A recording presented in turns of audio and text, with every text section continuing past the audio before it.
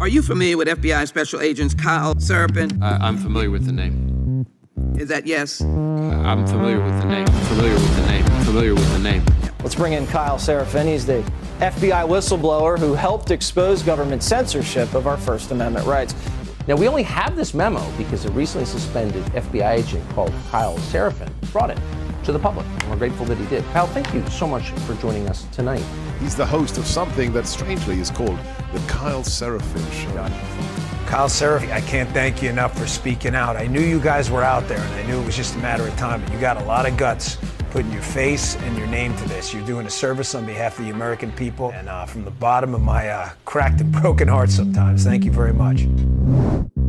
Take a look behind the curtain with a real whistleblower and American patriot. Prepare to embrace the uncomfortable truth because this program has no time for comforting lies. Here is civil liberties enthusiast, Second Amendment defender, and recovering FBI agent Kyle Seraphin. Well, hello, my friends. Welcome to the Kyle Seraphin Show. Today is Thursday. It is March the 21st. I find that I'm always doing this. I'm always like reaching back like I'm going to shoot the date, but the date is up in the left-hand corner of my screen. That's where I go. Folks, we are rolling live right now on rumble.com/Kyle Seraphin. Have you guys made sure that you've hit the like button? Have you made sure that you are subscribed to the channel? Have you made sure that you're following us over here on Rumble? You can see us other places. I see there's dozens and dozens, looks like a couple hundred people over on X that are watching. Yeah, but come watch us on Rumble. That's where the chat is streaming. That's where people are getting each other riled up for today's show. Today we're going to be talking about judges. And we've kind of touched on it just a little bit. We had Ketanji Jackson Brown and some of her hot takes about guns and some of her other ignorance that we've been sort of seeing. Her concern that the First Amendment and the Second Amendment are really hamstringing the government as it is designed to do.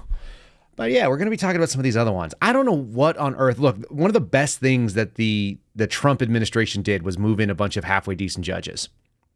What's incredible is the terrible judges and the space that the Biden administration is trying to do. There's one that we're going to highlight today. Her face was on the thumbnail, specifically her exchange with Senator Kennedy from Louisiana. Pretty illuminating.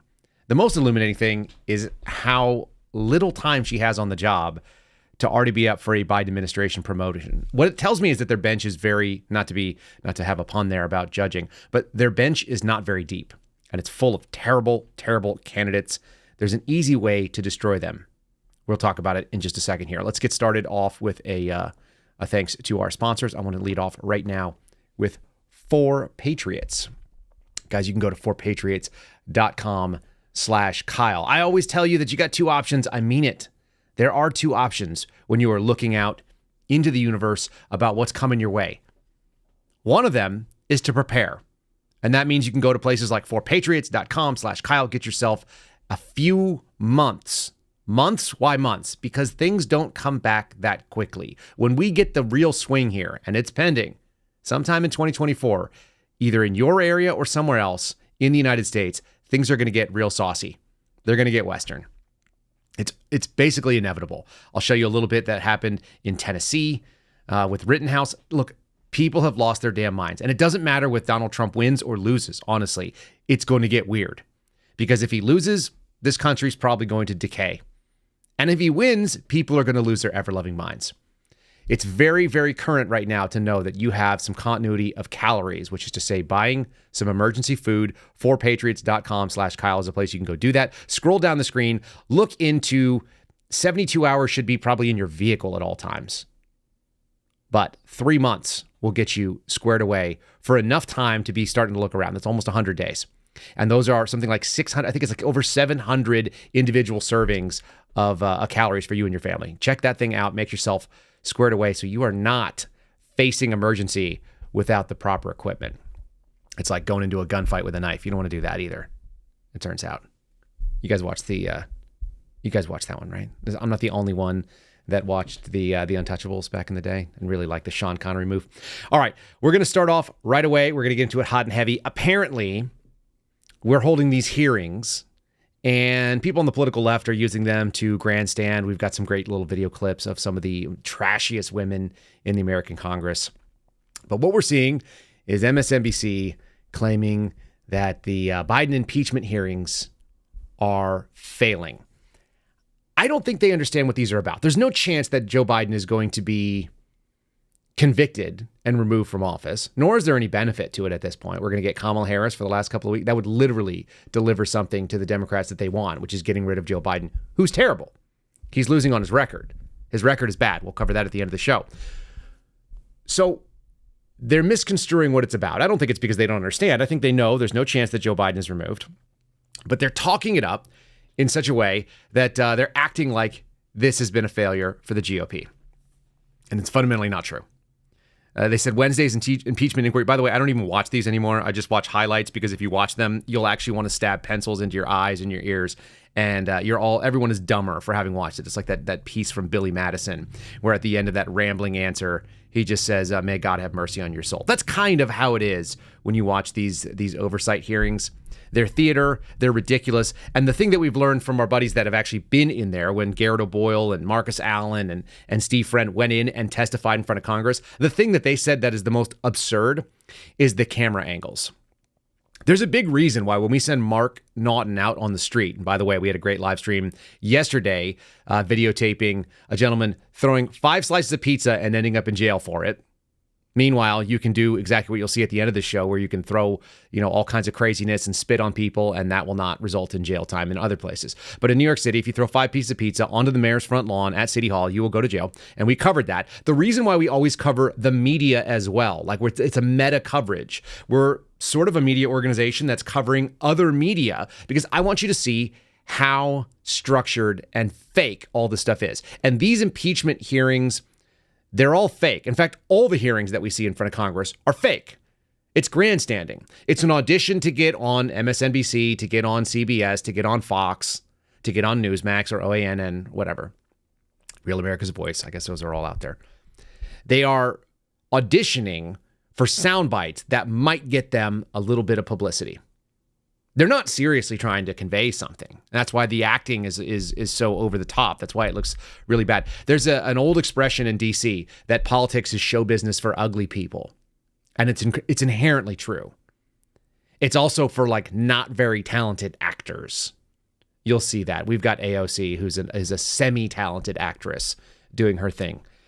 But this impeachment hearing almost always has one person asking questions, whatever the party in power that's going to be able to push the strongest narrative usually has most of the members sitting there. And then in this case, the Democrats, they just pop in one at a time. They're not even listening to the rest of the testimony. They come in, they get their soundbite for 5 to 7 minutes. Maybe they're going to have a little bit more time yielded to them, and then they bail out. And we've got a slight clip that shows you just how empty that row is from one side of the aisle. It's pathetic. The scary thing is that the media just continues to show the witness and show the questioner like there's this very big courtroom drama. That's all manufactured. It's false. These people are sitting there for 8 hours.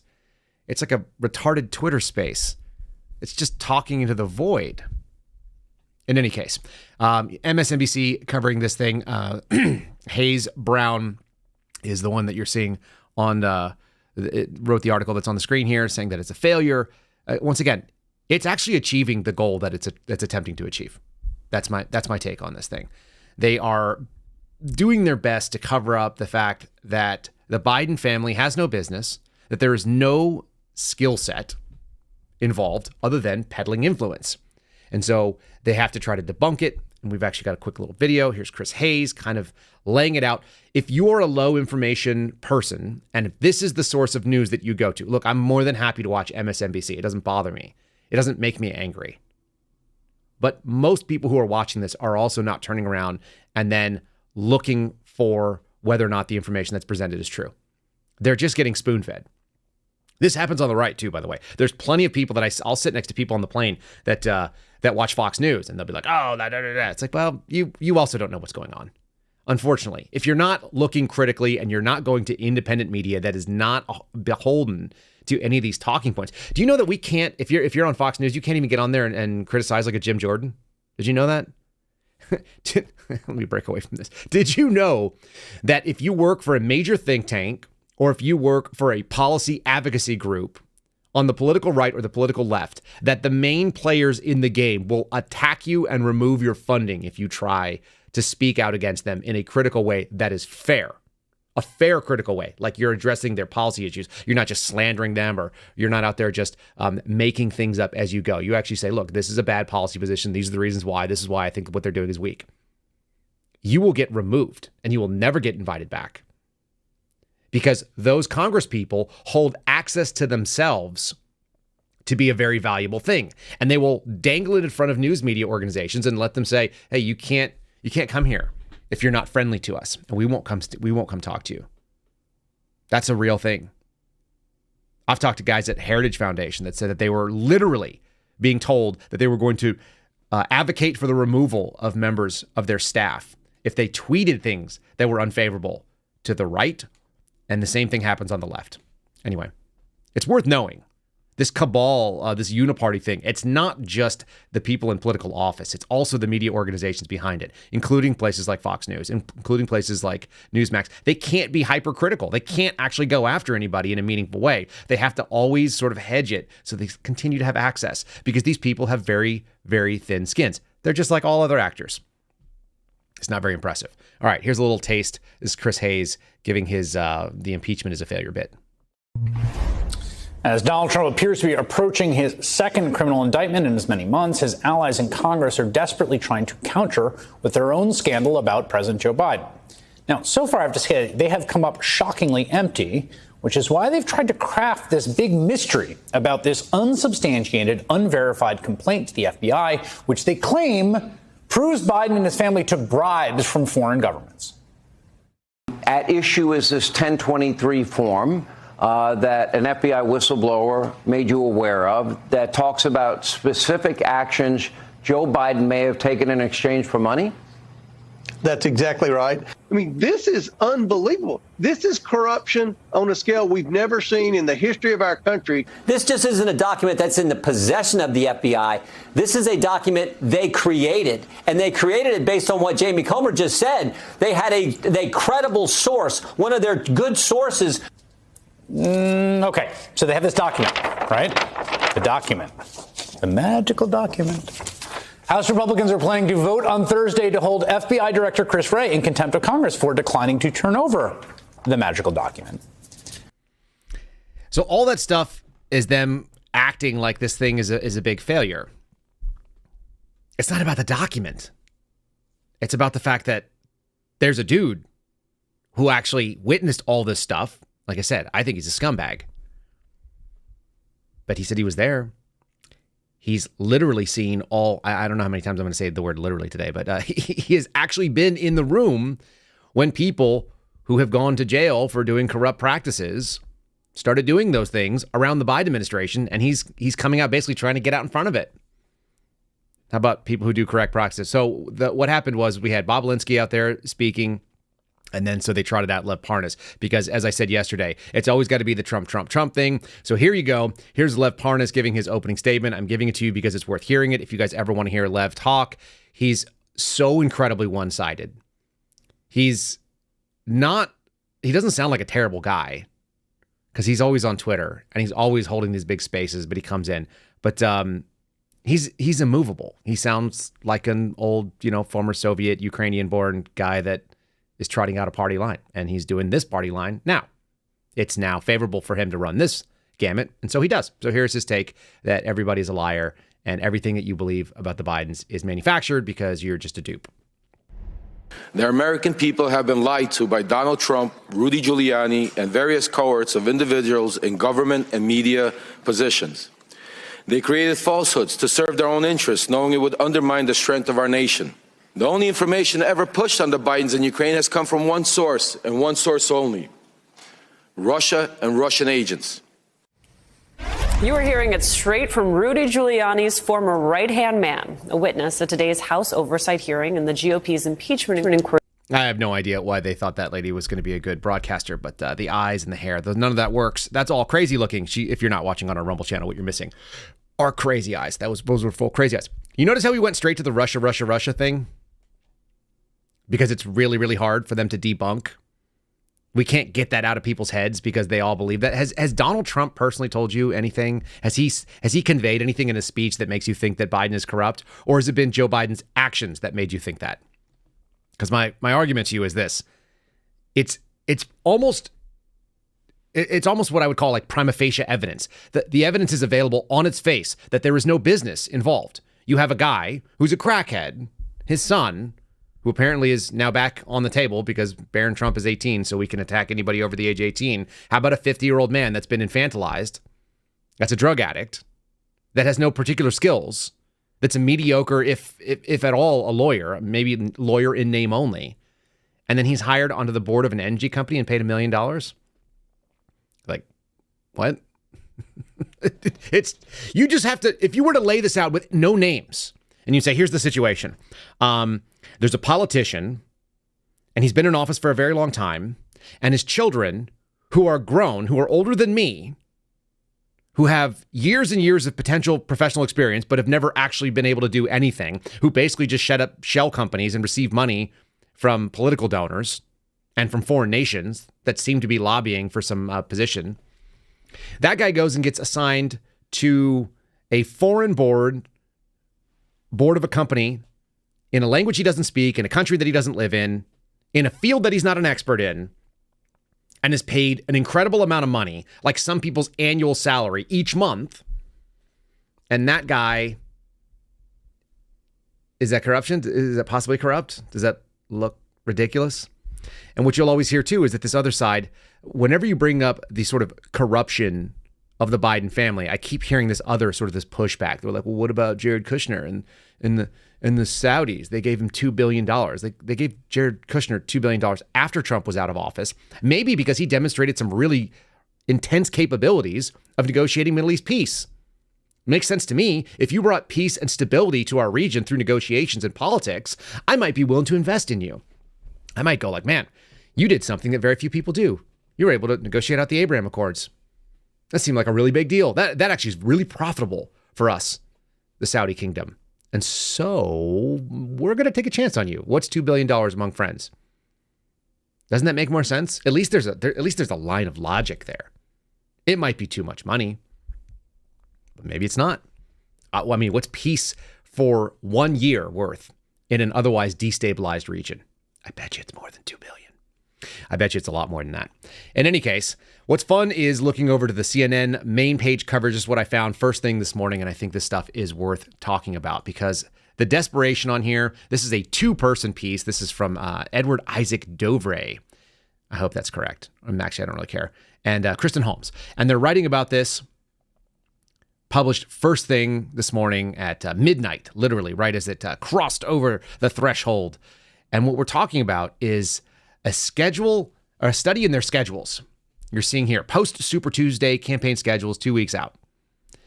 And so they're going to actually try to trot out that Joe Biden's schedule is more rigorous than Donald Trump because Donald Trump played golf and is laying low while he's in the middle of multiple intense and highly costly legal battles. And Donald Trump, I think Ben Shapiro has always said it, he'd be the worst client to have as an attorney because he can't be quiet. He just continues to talk. He's actually kind of doing what he's supposed to do, which is kind of lay low. There's hundreds of millions of dollars at stake. And so he's laying low and he's playing golf and he's at his place. I don't think Joe Biden could walk through 18 holes of golf. I don't think he could. I don't think he has the ability to do it. But they're going to tout that he's very, very rigorous and he's virile and strong.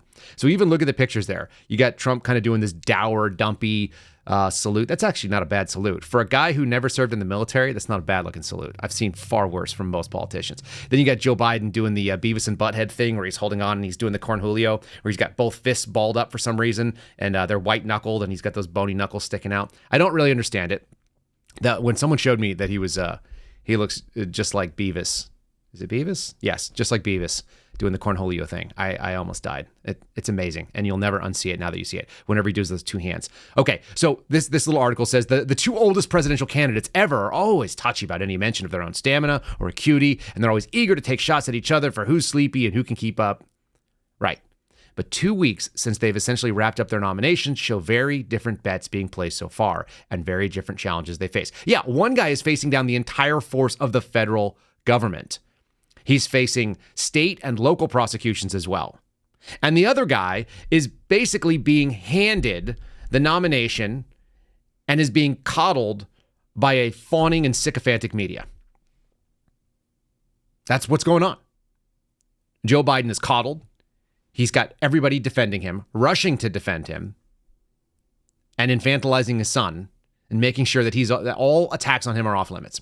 Already this year, both men have shown reason to doubt the value of traditional campaigning. Joe Biden won the New Hampshire primary as a write-in candidate by refusing to even visit the state. Yeah, shocker. And there's been some allegations that something nefarious happened there as well. Interesting. The two candidates are well known. Obviously, yes, this is the first time this has happened since 1892, the rematch of a former president and a current president. Very interesting. And he is in the middle of the most intense period of in-person campaigning since before the COVID shutdowns. Do you remember how Joe Biden campaigned in 2020? He just hid. It was like the best thing that could have ever happened for a guy that basically was barely sentient. Now he's on a post-State of the Union sprint. Is this going to result in like a stroke? Is he going to have a hemorrhagic stroke where one of the blood vessels bursts because they're increasing his blood pressure at a dangerous rate? Because that guy seemed coked out to me when he did the State of the Union. He was amped up, but it looked like there was a short timeline. I don't know how long they can pump him full of whatever it is they do. State of the Union sprint that will culminate in a fundraiser at the Radio City Music Hall in New York next week, where former presidents Bill Clinton, Barack Obama are expected to help him pull off what several believe may be the single biggest fundraiser event ever. You remember what we talk about whenever we say that the first time ever, the first of its kind, or the biggest that's ever happened, or all this kind of stuff? Always interesting to me. How do they already know that it's going to be the biggest fundraising event ever? Biden, for all of his activity, is showing a deliberate flex designed to build off his hard swinging State of the Union address. Can you imagine?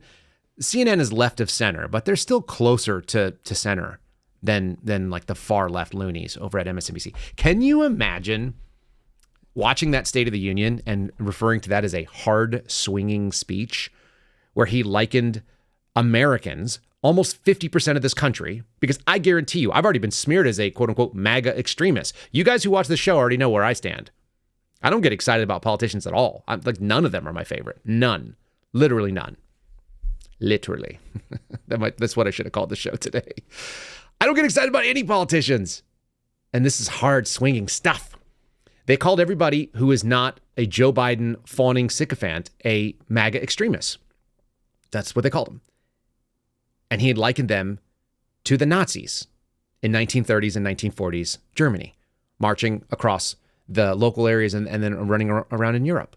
Like, that was the comparison. And he compared himself to FDR, the only American dictator that's ever existed. I keep saying it because it's so important. FDR used the presidential veto more than all other presidents combined. He just thought his way or the highway.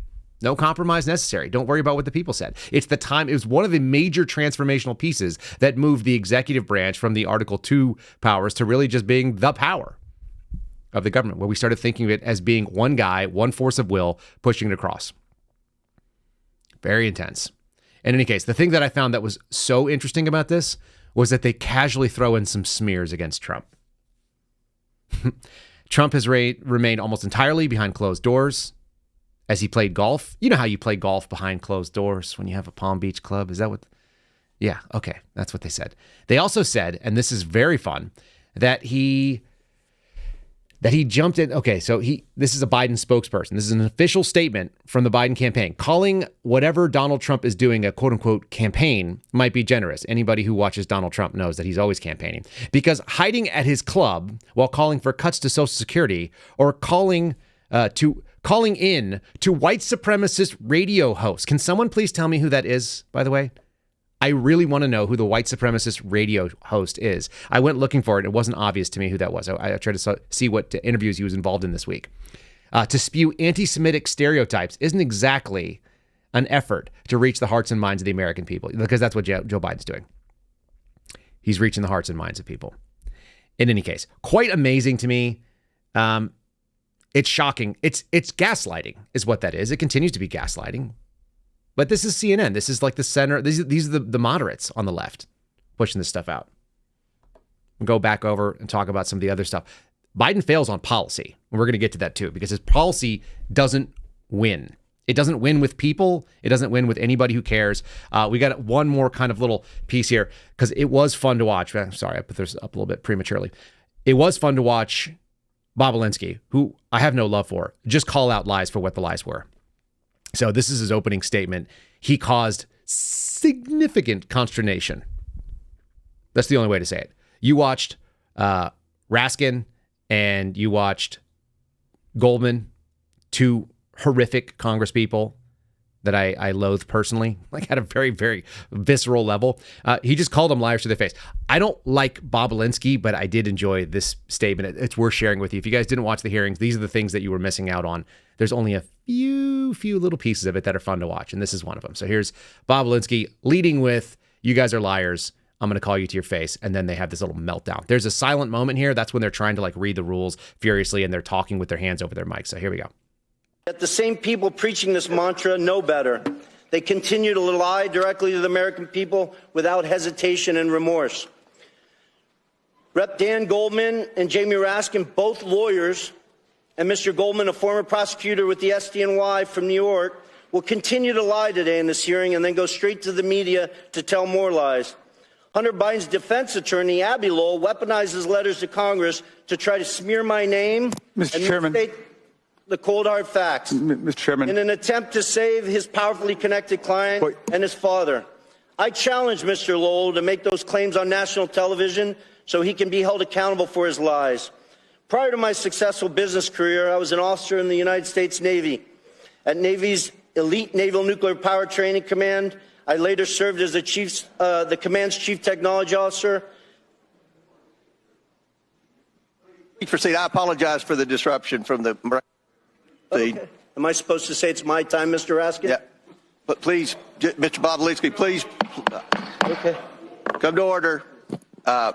Bobulinski, please proceed. Okay. Please proceed. I apologize for the disruption from the minority. Okay. Well, Mr. Chairman, they save his time, but he called members of this committee liars, and I just want to know whether the order and decorum requirements of House Rule 11 apply to witnesses appearing before the committee. Does it apply or does it not? I'm going to cut away. He goes back and starts, and then he does it again. I love that he says, "Can I reclaim my time?" That was the goal of Steve Friend to do that as well. The number one thing that Bobulinski proved during this is they hate being called liars because they are liars. And number two, the rules of decorum do not apply to witnesses. And why should they? Why should they apply to witnesses? You're not a member of Congress. You didn't swear in and you didn't agree to that. I would never agree to some BS rules that those people are supposed to. They can't impugn the honor of each other. That's part of their deal. And that's why we have that sort of collegiate attitude. You know, there is something really interesting. Most people don't, they should know this, but this is basic civics. The British parliamentary system, the reason that we actually refer to our second scale on the riot meter as British parliamentary debate. The British parliamentary system is set up as an adversarial situation. You guys are familiar with this. Looking at you've seen the House of Commons. It's a row of benches, and then directly opposed to them, looking at each other, they are offset, and they are looking 100% in the direction of the adversarial party. And so that's an adversarial system. They debate across the center of the floor with the left side and the right side of the actual chamber housing those benches. But the American system is different on purpose. We have a speaker in the front, and then we have a semicircle around them. And that semicircle, which is divided down the middle, left and right side of the aisle, yes, but that semicircle is actually set up so that everybody is generally looking, even though from slightly different positions, they are generally looking in the same direction. It's a specific decision that was made when they put that building together. That the American system was supposed to be about speech and debate and decorum, that they were not going to cross swords in the House of Commons. They weren't going to have the people's represented elected officials fight physically. In fact, that's what the word toe the line, as far as I can understand, means. The expression toe the line literally means that you must toe a line which exists in the House of Commons. This is where our government came from, right? It came from Rome, it came from Greece, and it came from the English common law system. Interestingly enough, toe the line. It meant that the gentleman must toe the line means they must not get past the line that is supposedly, and this is what I was told when I was in Britain, that line is literally, we said it again, the line is supposed to be the length of a man's arm plus the length of a man's sword plus 1 foot times 2. It's supposed to be far enough away that you can't cross swords in the House of Government. That's adversarial. Hence, it's part of our riot scale when we do our coverage with Mark Naughton. We don't have that in the United States. You'll notice that all the people in that hearing are all facing the witness. They're not putting a witness in the middle of them that is picking and throwing things left and right. They're supposed to be on the same team in general, and the team is supposed to be America. We know that's not the case anymore. We are getting more and more like a British system every day, but that's not the way that it was designed.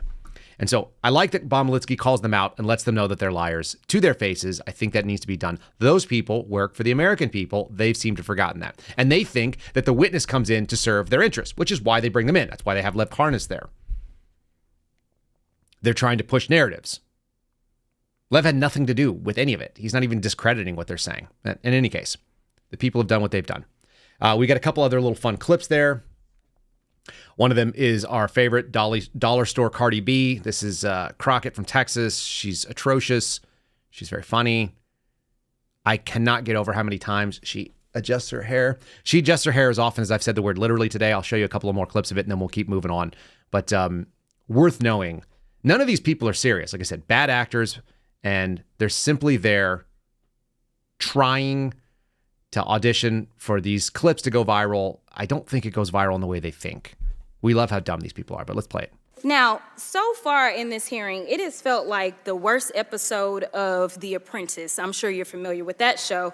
It seems like my colleagues, and maybe you and some others, are trying to become the next vice president of the United States of America. You're auditioning or something like that, because Mr. Bobulinski, I know that you take exception to the fact that your credibility has been called into question over and over. But when someone comes to testify under oath, whether it's before this committee, behind closed doors, or in person, then we have to evaluate someone's credibility.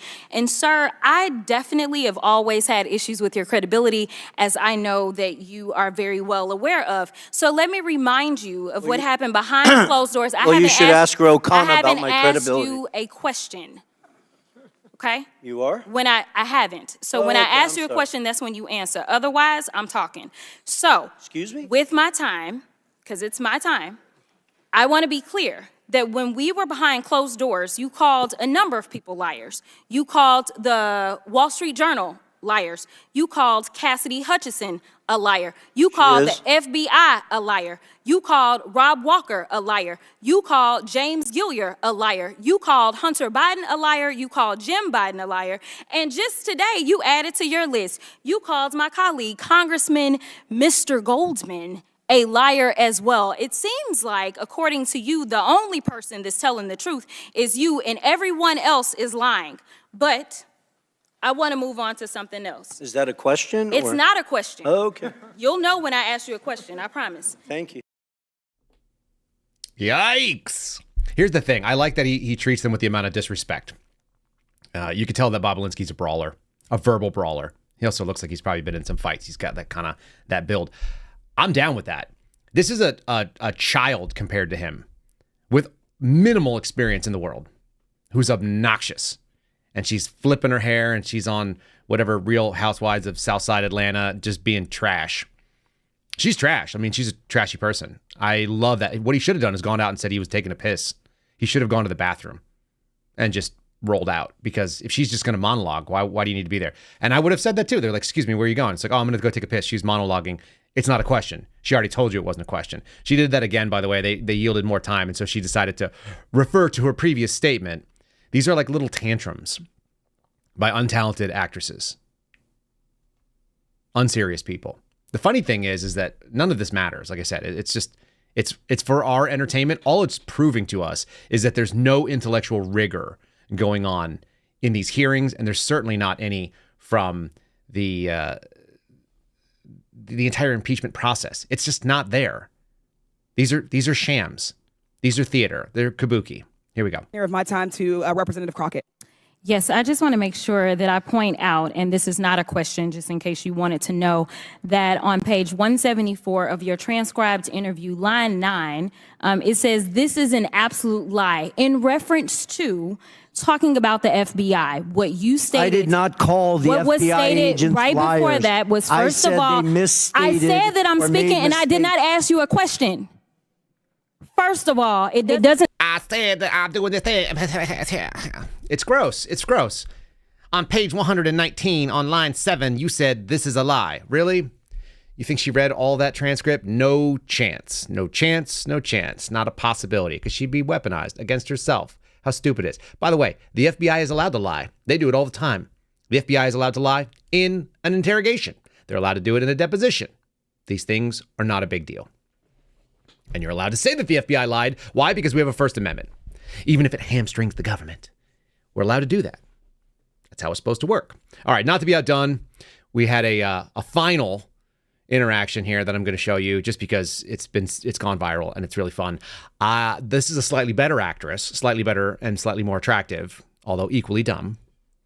Equally dumb is AOC letting us know that RICO, even though it's an entire category of crime, is not exactly a crime. She's got some hot takes. She said, what is the crime? What she meant to say is, what is the statute that you think was violated, which is none of his job. In fact, there's actually criminal prosecutors sitting in the office or in that room, as was pointed out by the witness. Anyway, here's AOC auditioning for her little viral moment. Is it your testimony today that you personally witnessed President Joe Biden commit a crime? I believe the fact that he was sitting with me while I was putting together a business deal. Did you deal, witness the president commit a crime? Is it your testimony today? Yes. And what crime have you witnessed? How much time do I have to go through it? It is simple. You name the crime. Did you watch him steal something? Corruption statutes, RICO, and conspiracy. What is it? What is the crime, sir? You specifically. You asked me to answer the question. I answered the question. No. RICO, you're obviously not familiar with. Corruption statutes. Excuse me, sir. RICO is not a crime. It is a category. It's a category of crimes that you're then charged. You have charges. A long 100. You have charges. Sir, please want me to name the exact statute under RICO? Yes. Well, it's funny. In this committee room, everyone's not here. There's over 18 all right, sir, I reclaim my lawyers that went to law school. I reclaim my time. You guys okay, to thank define you, the sir. I reclaim my time. I reclaim my time. It's great. RICO, the Racketeering, Influenced, and Corrupt Organization Act. That's what we're referring to. This was set up for organized criminals so we could go after the mob. You can have any number of things under the RICO statute, which is this long act. I think there's something like 35 different crimes you could be charged with. So she's correct. It's not a crime. It's a category of crimes. And yet, the best is this. When you say, did you witness him do a crime? Did he do a terrorism? Did he do a thing? And he's like, yes. And she was like, she wasn't ready for that. She was unprepared for the follow-up answer, which was that, like, what is the crime? And then he said, this is a whole category of crimes that he was involved in. So this is classic leftist nonsense. They're weak thinkers. They're not capable of running along this game. And so it's just like this little article I found today, which stated that Ted Cruz was making things up about flights with illegal aliens. They're going to dig into semantics where they're like, well, they're not exactly chartered flights. They were actually paid for by not the government. They were paid for by the government through an NGO. So they do this little nonsense where they dance around it. She did exactly the same thing. AOC did the exact same thing. This is MSNBC's opinion piece here. This is from their actual staff writer. This guy works for the Rachel Maddow show. He's one of their producers. So that's where they're getting their news. He said that Ted Cruz used his podcast to present a scary sounding tale about 320,000 illegal immigrants. And then he goes on to cite a fun fact check. The crazy thing is this. I read the fact check. This is the exact same fact check, by the way, that we talked about with Jim Verdi the other day, where you read it. It says, Fact Focus, that's their version of fact check. Oh, sorry, AP Fact Check, Fact Focus, claims that the Biden administration is secretly flying migrants into the country are unfounded.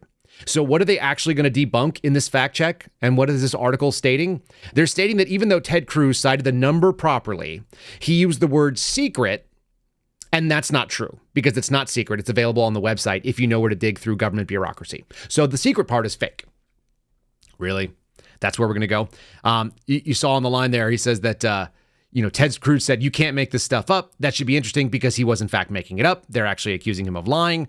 And then they stated that the Biden administration is actually not doing this thing illegally and they're not doing it secretly because they're using this thing called humanitarian parole. And that's an age-old law and rule, and you're allowed to do that rule, which the AP states was passed in 1952. So nothing new here. Here's the fun thing. What it says is the Biden administration, and Biden specifically, exercise his quote-unquote parole authority, which under the 1952 law allows him to admit people. You ready for this? Because this is them debunking it. This is them letting you know that they didn't just bring in 320,000 people illegally.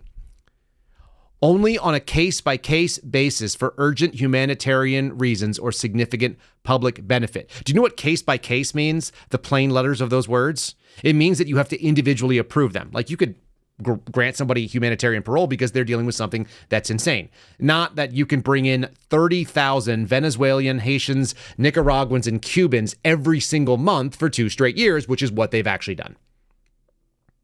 So the fact check is saying false and then goes on to say it's false simply because they're disagreeing with the word secret and they're disagreeing with the words, I don't know, they're making up their own version of what the law means. It's pretty incredible. That's what gaslighting looks like. And we're all seeing it. It's not effective, it turns out. The fun thing is this. You can debunk these people in real time with real simple stuff. Oh, by the way, there's another article here that I found. This is from the New York Post. This came out yesterday. Like, there's another one. It's not just 320,000. There's this one where 200,000 migrants were supposed to be deported, but they didn't get deported because the Biden administration just didn't do their paperwork. I had to catch myself, by the way. I almost said literally again. I don't know why that's in my head. We're dealing with some literal morons. Immigration judges dismissed deportation cases against 200,000 migrants under Biden. You think this isn't by design, folks? You think it's not? Look, government is incompetent. There's no doubt about that. But DHS failure to file thousands of motions for notices to appear before scheduled hearing dates left the courts without jurisdiction. They just said, we don't have any standing in this. You didn't do your job. You failed. We're tossing it out. And so 200,000 people now are in this sort of limbo where the deportation cases have been dismissed. There's nothing you can do about it. It's quite wild. That's part of what that protest was in New York yesterday that we covered. People are looking around in New York City and they are going, what in the actual hell is happening? We've got some really fun footage because Mark Naughton went walking around the street. He went to the Roosevelt Hotel. He went to one of the other hotels where these illegal aliens are all staying, rather. And there are members of the U.S. military, Army, and Air Force that are standing in the hotel bars, and they've got big sheets they're doing some kind of operation. I don't know what it is. We'll show it to you. We've got more questions than we have answers. Mark's like, I don't know what the answer is. I just stood there with a camera, and these guys literally came out and told us to get out of here. Yeah, I did it again. The drinking game is you guys are going to be all caffeinated up by the end of it. It's in my head. I can't get out of it. I'll just have to do it tomorrow. It's going to keep going. He's showing video of these people. There's an Army staff sergeant hanging out in there. There's an Air Force, I think he's a sergeant as well. And he walks out and he just goes, you got to move over here to where the frosted window is so you can't see what we're doing. The answer is no, you don't have to do that. It's a public sidewalk. So Mark gets some interesting footage of this. But what are they doing? Why is the United States military in active duty uniforms, whether they're National Guard or otherwise, standing in the bar of the Vanderbilt Hotel, the Vanderbar? We'll show you. I'll put it on True Social and Twitter later today. I've got to chop it up. We're talking about active duty military that is involved in God knows what with this administration. They're being deployed. I mean, isn't this kind of a Third Amendment violation? Is that possible? I don't know what's going on. Meanwhile, well, before we get to the meanwhile, let me just say, I need to hydrate, and I'm going to grab my Patriot Cooler, and you guys can grab yours at patriotcoolers.com. We should work these things in here. patriotcoolers.com, promo code Kyle, KYLE. This is the OD green one, the 32 ounce with an upside down flag. If you have to go testify in front of Congress, you should definitely bring one of these guys and make sure you let them know the flag's upside down with the Suspendables merch flag. You can bring them one of these last line Substacks. You can show them that you get your your straw in there, and you can maintain your hydration status while you're calling out liars. Go to patriotcoolers.com with the promo code Kyle, saves you 10%. You'll get free shipping if you spend more than $50. Every single time that I've ever done, I think I spend more than $50 because I put in a fair number of my own orders. I really like their products. I buy them as gifts. They're an outstanding gift for somebody who's got most things. I saw all these people carrying these Stanley, those stupid looking Stanley tumblers while I was on the plane. I was like, you're inferior. You're inferior. You have a weak product. Mine's better looking. And you can get yours at patriotcoolers.com patriotcoolers.com. Promo code Kyle. No slashes. No slashes. Get your own. All right, we're rehydrated and we're ready to rock. We're keeping it moving along.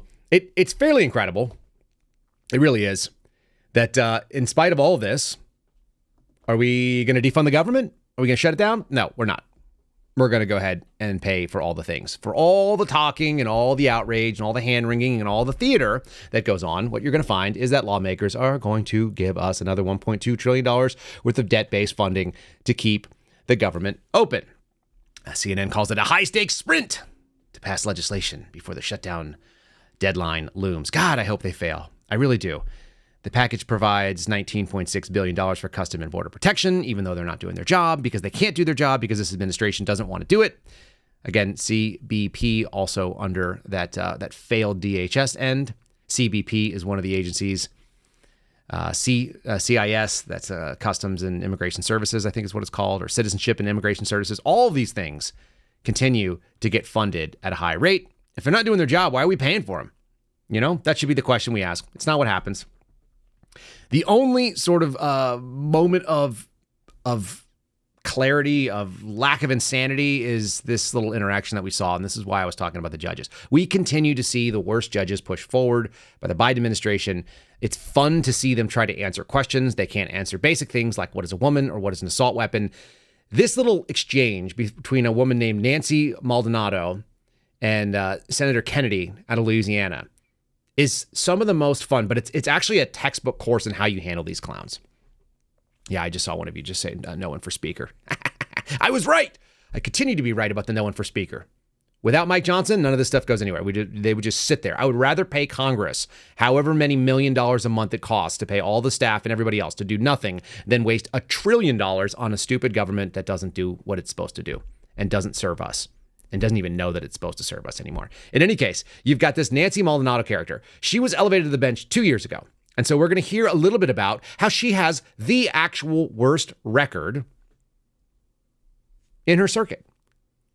So she's in the circuit court. She's being elevated. She's been nominated to fill in a spot in the appeals, which is the next sort of most important level. And the appeals is where all of the big decisions happen. Most things don't make it up to the Supreme Court. So the appeals level of the federal court system is the meat and potatoes. It's the end all be all for almost all arbitrary decisions that are being made. And I call them arbitrary because these people don't even read the Constitution. They have absolutely no idea what they're talking about. And she is apparently famous for just not doing her damn job. So this is the Peter principle, what they call F up, move up in the government, which is to say that promoted to a level of incompetency. She's found to be wanting in her current job. Therefore, she better get the next job up. Anybody who's ever been in the military or who's ever been in a government position knows this thing. So let's see how bad it's going to be. It's the numbers are compelling, and Kennedy knocks it out of the park with this one. Judge, welcome. Thank you. You are probably the least productive member of your district court, isn't that right? Well, I have not considered myself in those terms, Senator. Well, let me explain what I mean. You have 125 motions pending that you've declined to decide. Well, let me finish. That's more than any other district judge in the entire Seventh Circuit. In fact, you rank 7th highest nationally, do you not? I am not familiar with those statistics, Senator Kennedy. You haven't looked? I did look in preparation for this hearing, but I didn't compare myself to others. You haven't seen that you ranked the 7th, the worst in the country in terms of making decisions? You are the first to tell me this. And I think for me, I stress the quality of my decision making. And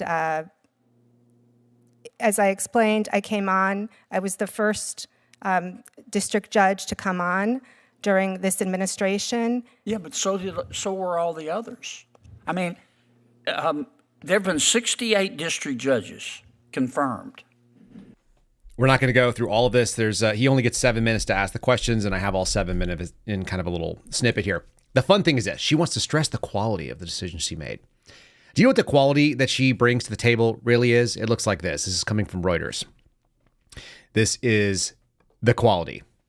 Maldonado, who, if confirmed, would be the first Hispanic to sit on the 7th Circuit, not the first Hispanic judge or female to be on the federal bench or to be in an appeals circuit. No, she would be the first on the 7th Circuit, because that matters if you only do racial pandering, which we're going to talk about in a second. Told the senators that when she joined the district court in the Northern District of Illinois in August of 2022, she was assigned 300 cases with pending motions. You know what I would do if I was highly competent? I wanted to show people that I could do a better job and I should be elevated. I would get all those 300 motions handled. Probably like all of you. You know, like if you were held accountable for your work. Now, she claims that she's interested in quality over quantity. And this is why Kennedy goes and asks her some questions about the quality of her work. And the quality of her work is also, you're going to guess it, lacking. It's fantastic. This is a master class in how you do it. Now, he does this all the time. Anybody who's ever seen Kennedy ask questions, you know this is what he does. John Kennedy is excellent at starting off with a very lightly, non-emotional attack, which was to say, you're one of the worst judges that we have. Isn't that true? She's like, oh, I've never thought about it that way. And he was like, well, let me lay out the facts. These are the facts. Now I'm going to ask you some questions. So he does this. He dismantles her with her own words. This is very Socratic. And I continue to advocate for this technique. Ask people questions about why they believe what they believe. They will fall on their face. Anyway, this is a great way to do it. This is him asking her about assault weapons, my personal bugaboo, because that's a made-up term. Many of you know that's not a real thing. And here it is. You said, quote, assault weapons may be banned because they're extraordinarily dangerous and are not appropriate for legitimate self-defense purposes, close quote. Tell me what you meant by assault weapons. Thank you, Senator Kennedy. Just to clarify there, I was local counsel. Our Supreme. Yeah, but you wrote the brief. Tell me what you meant by assault weapons. Senator Kennedy, actually, I did not write the brief. The brief was written by. You signed the brief, though, didn't you? Correct. I signed the brief. When you sign a brief, you're testifying to the court that everything in it is true, right? Yes. Okay. So they're your words in terms of the court, right? Well, you're correct, Senator Kennedy. Okay. I would never sign. Tell me what you meant by assault weapons.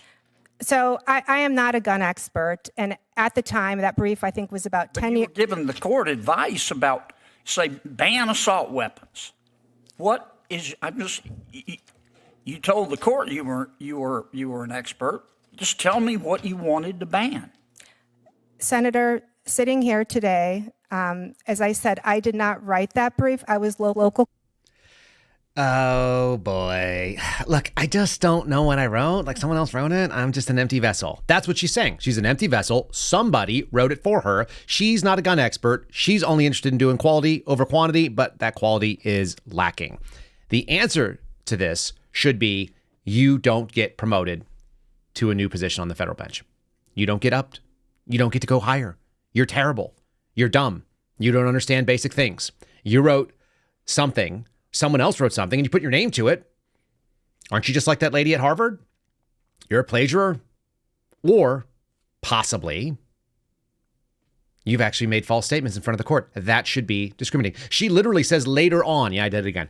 She says it later on in her testimony that they needed a member of the bar to actually sign off on that brief because that's what was required in order to submit it. And so she signed off on it, even though she doesn't know the things that she was making the claims about. She's not a gun expert. We know that, honey. We know you're not. In the same way that we just saw on social media, kind of this little exchange with the Newtown Action Alliance or something to that effect. They are a anti-gun group that's out there pushing gun control. And what they did is they took a guy who's got a beard and kind of looks like me with a bigger beard, and he's holding a weapon system. It's a fully automatic Glock pistol of some kind. I can't tell if it's a 17 or a 19, but it's something like that. It looks like a 9mm from the shells that are kicking out. That's just my expert opinion on it. And he's pressing out and he's firing this full auto Glock pistol. And they said a simple piece of plastic can change the Glock pistol into a fully automatic, and that's why the city of Chicago is suing Glock. Number one, that's false. It's not a simple piece of plastic. It has to have a movable little piece there. The switch has to actually change and allow automatic cycling of the striker. So that's part one. Yes, you can switch it out with the rear base plate, and that's doable. The second thing is the guy is wearing like probably a $10,000 plus night vision rig on his head, and he's carrying a pistol with permits and all the licensing that is required as an SOT and the special tax stamp to be able to have it. So he's legally shooting a legally owned weapon system with maybe $20,000 worth of gear between his head and his hands. That's not who's killing people in Chicago, folks. It's black gang members. Let's just be honest. These people don't know what they're talking about. Black gang members are the ones that are putting switches on the back of their Glocks and firing indiscriminately into people and killing little kids and old people and non-combatants left and right. That's who does it. It turns out that the criminals don't care about the crime. It has nothing to do. Just because you can illegally modify something. By the way, that little part is considered a machine gun by the ATF. That tiny little part that they talk about is considered a machine gun. That's already a felony. It's worth 10 years. How about put these idiots in jail? Why don't we take the assholes that are out there shooting people and throw them in flipping jail instead of coming after people like me or coming after people like you or coming after people like maybe this guy, because we don't know what the hell happened here. It's a little bit early. This is probably a violation of the Bongino rule. I'm going to do it anyway, only because whatever happened here is easily predictable. And whether this guy was a felon or a future felon, he's allowed the presumption of innocence. The ATF, which you're seeing on the screen right now from a local news station, it's a local NBC station, ATF agent injured in early Tuesday morning shootout at home of Clinton National Airport executive director in West Little Rock. Oh, so an ATF agent was injured. Well, that seems like a problem. Yeah, we don't want federal agents injured. I don't want that. You don't want that, I hope. Can we get into the real story, though? Somebody inside the home apparently returned fire, and the agents said they shot the subject in the investigation. Yeah, they shot that guy in the head. You know how headshots work when you're in law enforcement and military, what you always train to do? You train to shoot people in the head, don't you? Anybody have that training? Please put it in the comments below. If you were trained to do headshots as a lead-in, as a federal law enforcement officer, please make sure you put that in the comments for me. Because we train for body shots. We train for center of mass. We train to stop the target. Nobody trains for headshots. So either they screwed up, or this was a classic case of you did a 06 a.m. knock when somebody is in the dead of sleep. Like if you knock on the door for me at 6 a.m., I'm already awake. I'm already up looking for all this garbage. But most people don't expect to see, even if they're standing there in their bathrobe with their cup of coffee, they're trying to figure out what their day is about. They're going about their business. They're going to work at the flippin' airport. This guy's been there for a long time. I've got his profile up here. He joined the Clinton National Airport. I think the Clinton part of it is incidental, honestly, but it is in Little Rock, so you never know.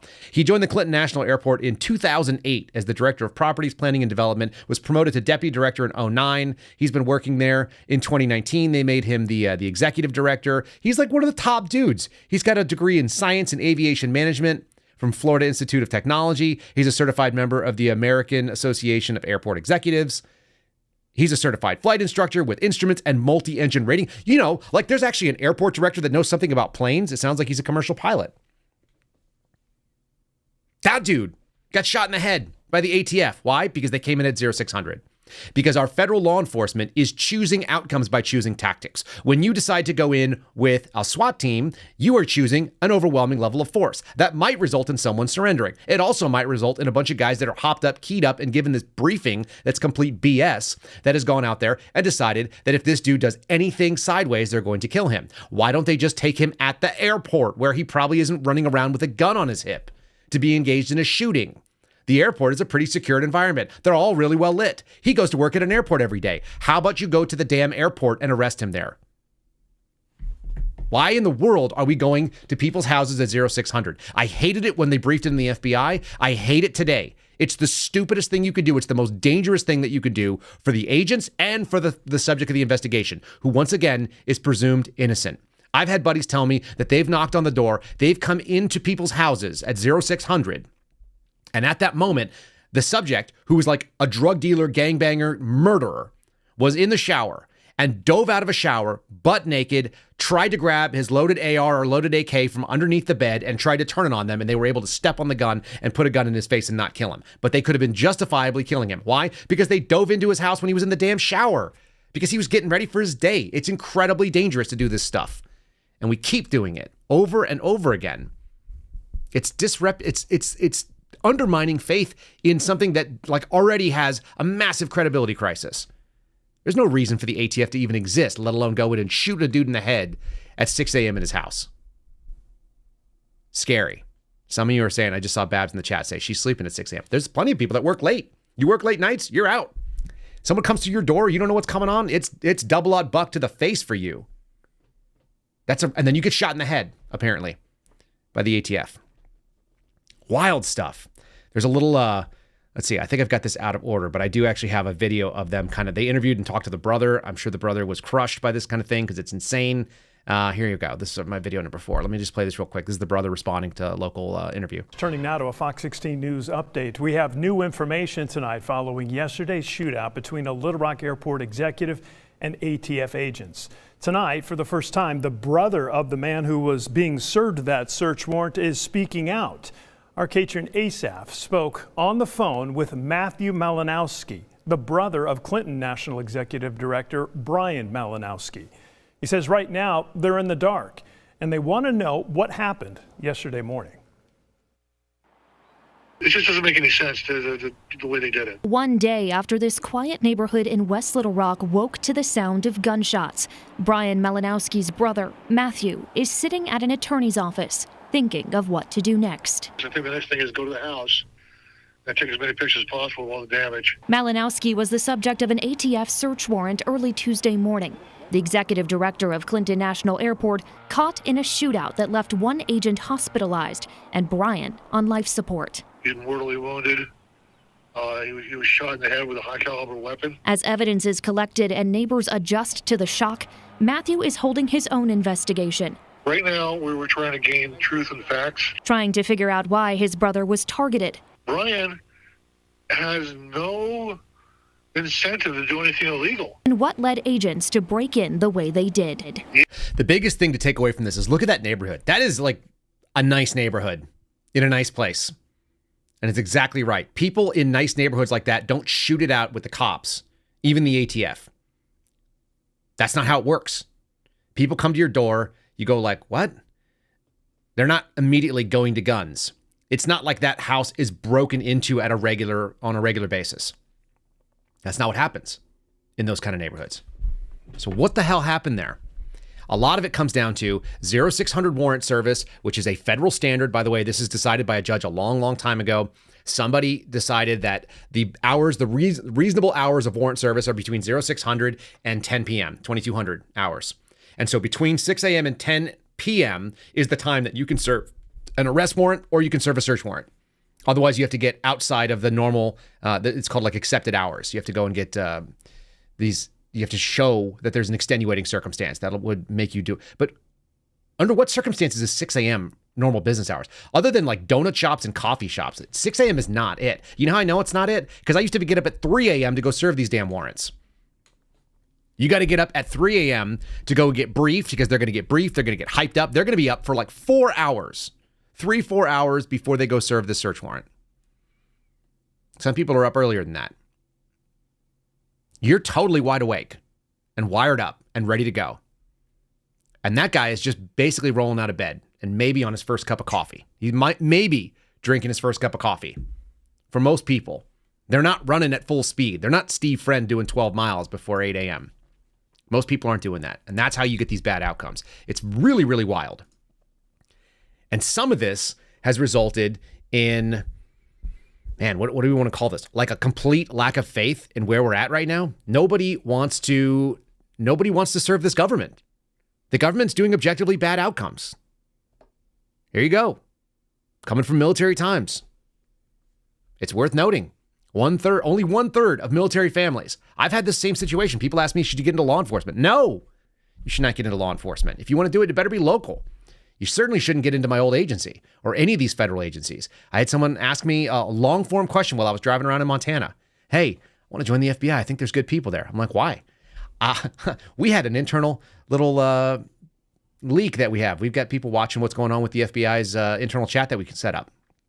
And one of them just said, Cat Turd really hates the FBI. And I do too, but I'm afraid to lose my paycheck. And I'm ashamed of that. Yeah, no kidding, man. 1/3 of military families would still recommend service. Blue Star Families survey finds. What we're getting at is that only 32% of people that have served in the military are saying, yeah, you should serve in the military. Do you know how dangerous that is? Multi-generational military families are saying no more.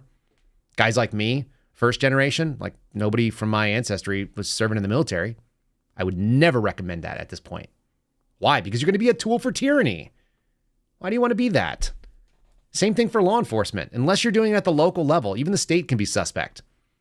Makes no sense to go out there and put yourself on the line where you put your honorable service in a dishonorable situation. Apparently, that's dropped. It used to be 55% in 2016. Even then, there was some eroding confidence. And now we're down to 32% as of last year. It's not good. It's a loss in credibility. It's their own fault. That's the biggest piece of it. It is their own fault. And it's because they have bad policies and they have objectively bad outcomes. That's how we continue. It's how we continue to get this stupidity like this. A loss. This is coming from Catholic Vote. So my friends over at Catholic Vote, you guys can follow them and get the loop. If you want, you'll get stuff like this, get this kind of coverage. Also, that Military Times article was in there this morning. And also another one from Daily Wire, which I'm going to cover down on. I actually pulled a couple things out of there specifically. Go to CatholicVote.org and get the loop if you're not getting it already. You're missing out on outstanding stuff. 60% of Pennsylvania voters have soured on the Biden's crappy gas policies. It doesn't matter whether it's law enforcement, whether they're military interventions, the fact that they're starting wars, or the fact that they can't handle their own domestic policies. People are not buying it. They don't want it. They don't want this garbage gender stuff either. They don't want to be told they're racists. And they're crappy decisions to put bad people on the bench. So here's what the survey said. When considering your support for a candidate for elected office, which is more important? Commitment to protecting the environment and natural resources, or commitment to lower energy costs using our natural energy resources? Only 41% of people said that they are interested in protecting the environment and resources. Do you know why that is? The reason that this survey, which is actually really well stated, what is your priority? Environmental protection or cheap gas prices? And the answer is cheap gas prices, because people in America already have an incredible apparatus, and we also have an incentive to not screw up our country with bad drilling. People are incentivized in this country to not crap where they eat. And so we have really effective and clean. Are there mistakes? Of course, like everywhere else. But it's not like you're looking at what goes on in Nigeria, where they're literally pulling oil out of the ground and they're scooping it up with their hands and putting it into barrels. I mean, there's places you've seen some of this stuff is absolutely barbaric and ridiculous. We have very efficient and capable things. When you have cheaper energy, your life is less expensive. The logistics go down. The transportation costs go down. Your heating and your cooling go down. Everything and all of your farming costs go down. Your food costs go down. All of the major costs are associated with what we do.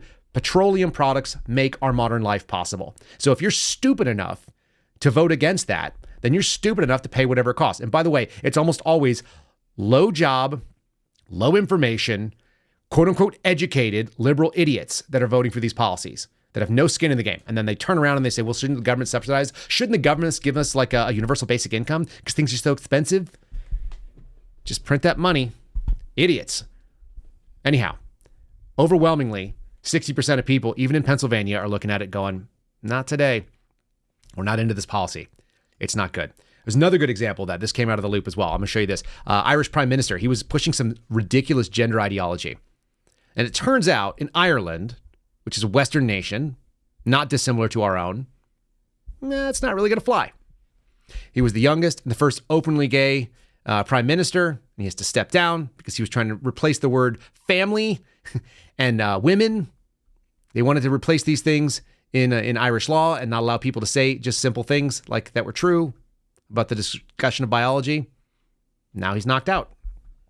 Now he cannot do the job. He's walking away. He said it was the most fulfilling thing that he's ever done. Good. Get out. You suck if you don't know basic things.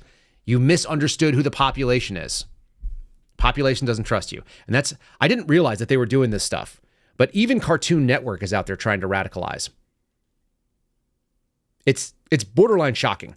Here's a little clip from England. This is the same exact sort of method of dismantling that Kennedy used. I wanted to show this. This is in regards to racism, which is the other sort of club and cudgel they always want to use on you. They always want to knock you in the head with being a racist. In fact, I just saw it in our chat talking about racist. This is what it looks like. You just ask them simple questions. Kennedy did it. You can do it. You can dismantle anybody from any level by just asking them to explain their positions, because their positions don't make sense. If they are interested in protecting the environment, are they willing to do so by freezing to death? If the answer is no, then they have a problem, because there's an opportunity cost for all of your bad decisions. Here we go. You ready? Chair, just a couple of quick questions, please, for Councillor Rebecca Knox. I think you was in agreement that your force was institutionally racist. Is that correct? I agreed with the report, the independent report, and so did the Chief Fire Officer accept the findings. Okay, so of that could you report. please tell me, Councillor, what unfair advantages white people have in your force? I would hope not. None. Not advantages. Did I hear you? Yeah, do they have correctly? any advantages? No. So then how can you be institutionally racist? Sorry, I might have to get back to you. Hard reboot. Gonna have to get back to you. I don't really know. I just say words that don't have any meaning. If you are empty when it comes to the actual factual basis for your opinions, if you just believe in things like racism exists, institutional racism. There was a guy that I played, my wife showed me, and then I played it back to her yesterday. And he reminds me of my younger brother. And this guy's like, we need to get rid of America. Everyone agrees on that at a fundamental level. And he was like, you want to get rid of America? What? And the guy's like, yeah. And he's like, what do you want to do? And he's like, land back. It's like, land back is not a thing. That doesn't mean anything. Who are you going to give the land back to? Where are you going to go? And he was like, oh, we just need to divest from the capitals. They just stutter like retards. They fall apart under any scrutiny. This one was obviously in the UK. That was a fire protection force sort of top executive or whatever she was. It's hilarious to let them do that. It's because they're getting spoon-fed this garbage. Here's a little video that makes me cringe quite a bit. This is from Cartoon Network. I had no idea they were putting this on our kids. Don't let your kids watch TV, and don't put your kids in schools that are going to teach this garbage. You need to be out there debunking it. Otherwise, you're going to get programmed retards that go out and say stupid things that make no bit of sense. And this is one of them. Listen to how crazy this is about you have to be an anti-racist. And I mean, this is for kids. This is theoretically entertainment. This is why you have to watch everything you're putting out in front of your kids. Yeah, that is pretty weird.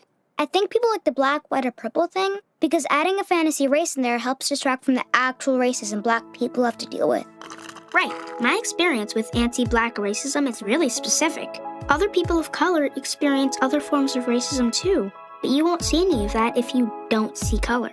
Dude, so this entire public service announcement could be a ploy to avoid talking about racism altogether. Hey, can we get a rewrite where we appreciate each other without erasing what makes each of us different? Okay, but it's gonna add a couple hours to the shoot. I can make yours open. You were rolling just now, weren't you? Can't we just slap some graphics on this and call it a day? What kind of evil dickhead wrote that? What kind of sick, twisted adults voiced that? You ever notice that it's always adult voices that can speak articulately in these things, and they do like little tiny squeaky voices? You always look. I always check into the the Amazon Prime X or whatever the heck it is, where you can scroll in and see who does the voicing. They're almost always adults doing kids shows. That kind of creeps me out too. That's probably always been the case, but gross. That was really weird. I had no idea that was out there in the world. You have to be some kind of sick, twisted, evil dickhead, I'll say it again, to do that and put that in kids' minds. They have no idea. My children's best friends in New Mexico and in Virginia were our half black, half white neighbors, kids. Totally irrelevant what color they were, by the way. They were just our friends because they were cool people. It didn't matter what color skin they were. But my kids' best friends have been that every time. Mixed race kids. They have no idea. They don't care. They're just kids. It's like, oh, you're 5? How old are you? I'm 7. Cool. Are we best friends? Yeah, we live right next to each other. My daughter literally will walk up to somebody at the playground. How old are you? I'm 7. Oh, I'm 6. You want to hang out? Let's play this game. It's incredible. It doesn't matter what they look like. Black, Hispanic, the whole idea of adding purple in there. The purple point is to show you that it doesn't actually matter. Children don't care. So when you're going to start talking about things like anti-black racism, you've lost your ever-loving mind. You've absolutely lost it. It's crazy. And it results in stuff like this, which is quite impressive. This is what happened outside of Kyle Rittenhouse's speech that happened in Tennessee, I guess yesterday, might have been the day before. Just moronic, losing their minds. They're programmed and they're stupid. We've lost an entire generation of idiots. And so we're going to have to combat them by keeping your kids not indoctrinated so they don't end up like this. Kyle Rittenhouse, apparently for this group that totally believes in rule of law, also shows us they don't believe in rule of law.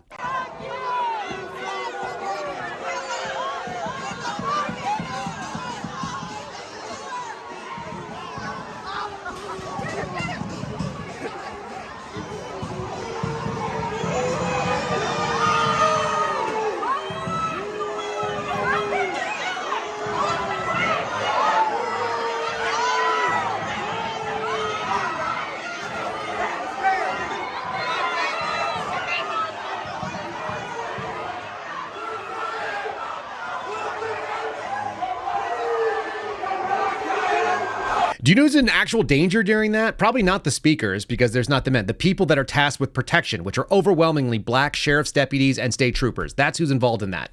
That protective detail is almost all black men who are wearing badges and have to step in between idiots. They've all been pushed that way. It's shocking to me that we're seeing this nonsense.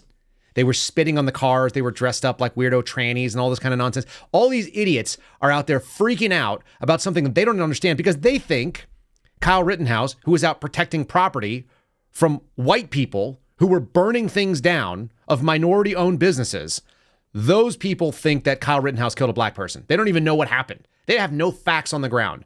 The fact that he killed a pedophile and like some other creeps and shot another dude in the arm who was carrying a gun illegally, like that guy, that's who they're upset about. And they were carrying signs for Rosenbaum or whatever his name is and some of the others.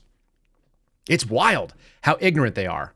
But if you're sitting here watching cartoons, learning about anti-black racism and everybody's a jerk, you know, maybe that's what gets you riled up because you're stupid. You have no information. If any of those people could be segregated out and sat down and asked questions, they would fall, just like you saw that silly judge, Nancy Maldonado, when Kennedy was asking questions, or that goofy fire protection chief who didn't understand what systemic racism is because I hope there's no systemic racism. Oh, wait, but I said there was. I signed off on something I don't know. Most of these people have no idea what it is that they're saying. They're just mouthing empty platitudes because they have no critical thinking capabilities. And it just goes on and on and on. The upside is, and I do think this is the upside, there's a backswing. This country doesn't like it. You're going to have to get the heck out if you're an Irish prime minister, and you're going to have to get out if you're a turd. Look at this guy. We've been covering this a couple days. I think that squatting, I don't know why squatting and property rights are such a big deal. Maybe because it's one of the most fundamental freedoms that the American experience has opened up to all people, that you didn't have to inherit land or be allowed on land by a landed gentry. That is something that is a uniquely American thing. When it started happening, it's so special to this country that people who have had nothing can have something. They can come here, they can earn, they can put away, and they can buy and achieve property ownership, which has always been a measure of wealth for Western society, at least. Having access to property. And so when people squat on your property and take it for nothing, like this illegal immigrant TikToker guy, this illegal alien that's screaming, just come in. You know what? It's going to get real bad for these idiots. Even in the lefty places like this. This is outside of, what is this? Outside of Seattle? This thing that we just showed from Cho Show the other day. Here's what happened in the wake of that. The neighbors are incensed. They understand what unfairness looks like. America understands it. It doesn't matter whether we're talking about Joe Biden going after Donald Trump with the executive branch, whether they're going after journalists, or whether there's idiots that have taken on these policies and are trying to exploit them. People don't like seeing unfairness. Kids know it. Adults are starting to catch on too, that the social conditioning, it's not working. So check this out. Get out. It's my house. Just pay the rent to the guy. I am going to, and he doesn't understand this, system here in state. Get out, comment! Get out, comment! How is the Korean community interpreting what's happening here? They are not aware of this. They're usually a landlord or hardworking business people. They would never imagine a Korean descendant taking advantage of this poor, broken system like this and embarrass not only his family, but entire community. So I was chanting, if you're not going to pay, you shouldn't stay there. And I also called them out as a con man.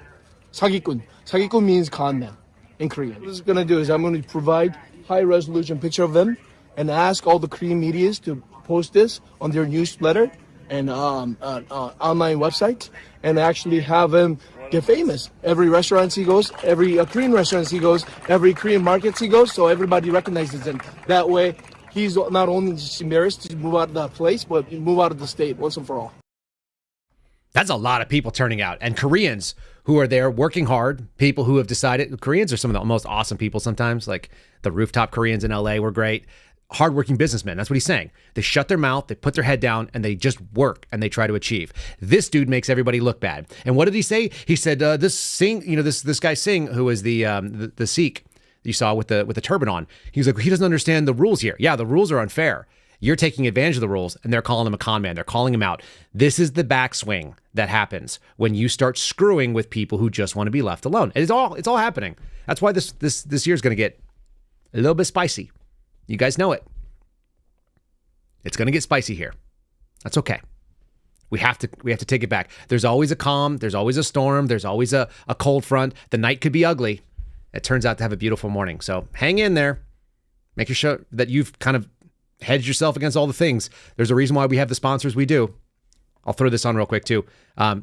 Make sure you've got something from Contingency Medical in case the medical operations go down around you. You guys can go to contingencymedical.com and use promo code Kyle. Same deal. Get yourself antibiotics, get yourself emergency food, get yourself kind of squared away. Get that prepared situation, guns and ammo. Doesn't mean that you're looking for violence. Doesn't mean you're waiting. But if somebody comes into your house that's a squatter, you want to be able to deal with that problem. Same story. Someone comes into your body. This is going to be your antibiotic first line of defense. It's like, okay, we've got all kinds of, someone came in here and got me sick. Not ready. That can't be sick right now. Contingencymedical.com, promo code Kyle. You guys can go and check that thing out. We don't need to leave it on too long. How about the merch store? And then also, I'm going to be on Jesse Kelly with Steve Friend today, this afternoon. So don't forget about that. I tried to tell the chat earlier, and I always forget these things. I'm going to be doing that. And then also keep an eye on the social media at Kyle Seraphin, either Truth, Twitter. I'll try to throw some up on Instagram, but I really hate all the Instagram stuff. We've got some videos from Mark Naughton marching around in the streets and taking pictures of some wild stuff going on with these illegals. We got to know what they are first, and then we can start pushing back. That's what the backswing is. Go to the Suspendables merch store. It's the-suspendables.com. Garrett's almost dug himself out of the hole from all these things, so make sure that you guys are supporting him by continuing to throw him in the hole. There's new Kyle Seraphin Show t-shirts that are available right now. They are starting to print, and they're starting to come out. So if you guys have ordered those, they should be shipping in the next week or two, and we appreciate all of your patience. Have a lot of grace with him. It's a one-man show. Maybe his wife's company, but it's just one dude burning his fingers down there on a printing press until we can find some other way to outsource that. The-suspendables.com. Promo code Kyle saves you 10%. Go ahead and do that. And let's do a 5-star review because we do appreciate all of you guys. I know we went long today, but here we are. 5-star review. Short and sweet. This is from Sweet Sherry, and it comes from halfway through last year. Thank you. So refreshing to hear an honest voice. Keep up the good work. I think I skipped a lot of the short ones. So here we go. That's it. 5 stars. Keeping up the good work. We'll do it, Sherry. Thanks so much for your 5-star review. We really appreciate you. We appreciate all the listeners, all the in the live chat, the 1,500 or so people that are watching over on Twitter. A couple of you on YouTube. I see that too. At some point, I'll probably get rid of it. But for now, we'll just keep lurking over there, and we will see you again tomorrow for a Friendly Friday. Steve Friend. I haven't talked to him in quite a while. You guys can still use my MyPillow code. Someone just, I don't know why Michelle just asked me, but yes, MyPillow. You guys can use the promo code Kyle there too, and it'll still save you whatever it is that they save. How's that for an ad read? See you guys in the morning. Be good. God bless. Stay safe. See you soon.